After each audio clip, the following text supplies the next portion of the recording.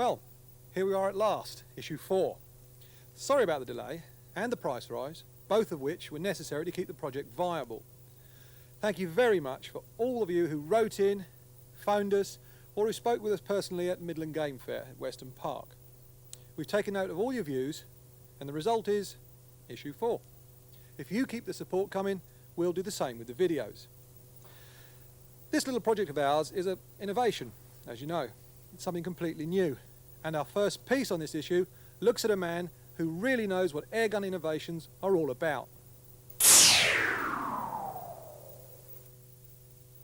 So Hugh, I happen to know that before you got involved in the airgun trade, you were already a successful businessman. So why airguns?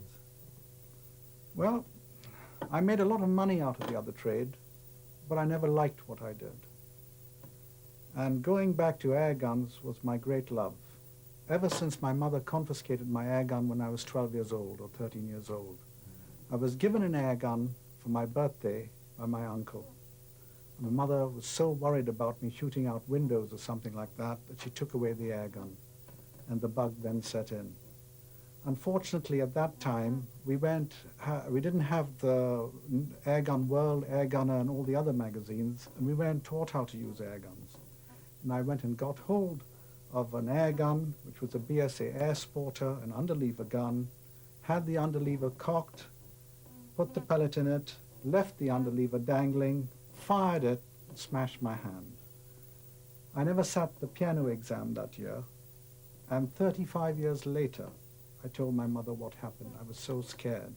She thought I had caught it in the car door. I've never liked any other thing. I've tried shotguns, small arms, but air guns have always been my love. I can understand your love of air guns. What does puzzle me is, why did you get involved on the pellet side instead of just guns? Well, I used to shoot air pistol. I had a Feinwerk Bau 65 air pistol that I used to shoot. And there was a great lot of frustration with it, not ever being able to get a perfect score. So one day I bench mounted the gun, and I tried every pellet I knew to see whether I could get a perfect score. And I couldn't do it. I was getting flyers with the pellets.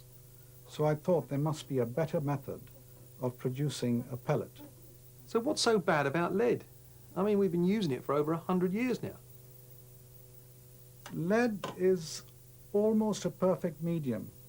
It is cheap to produce, it is heavy, which is what is required, it's almost self-lubricating, but it has one major drawback with an airgun pellet, and that is that it's easily distorted.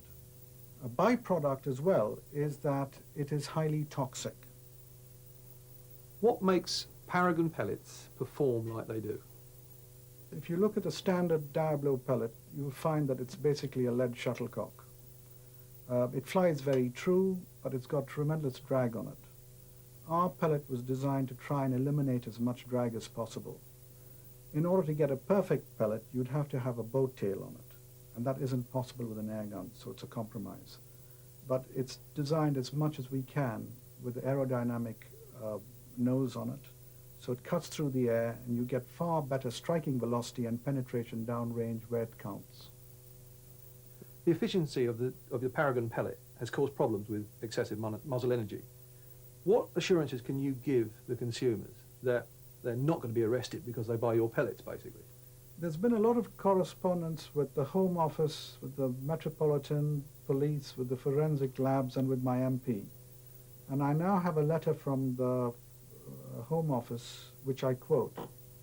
The Forensic Science Service have confirmed that they see no reason to change their present policy regarding their standard testing procedure.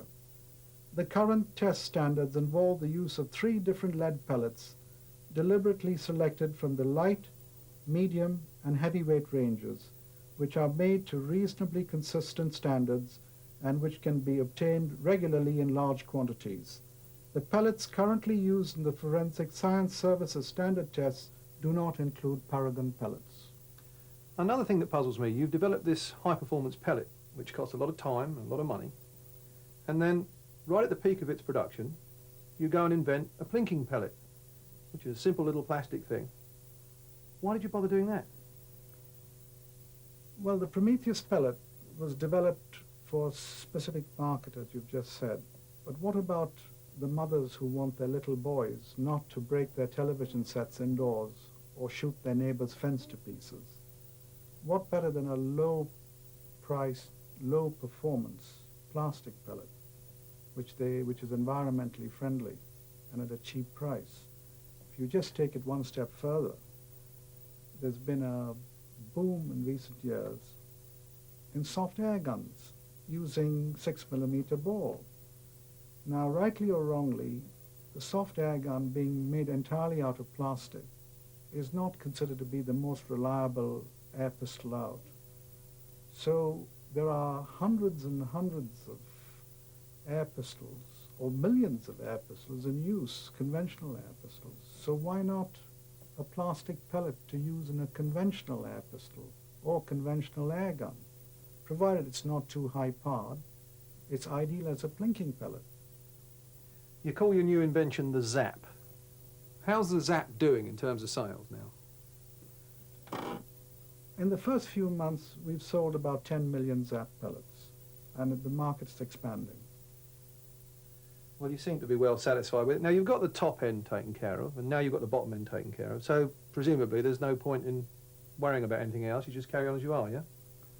Well, as an enthusiast, I can't sit still. You'll have to wait and see. Just give us some time. There's something in the mill, that'll be another story.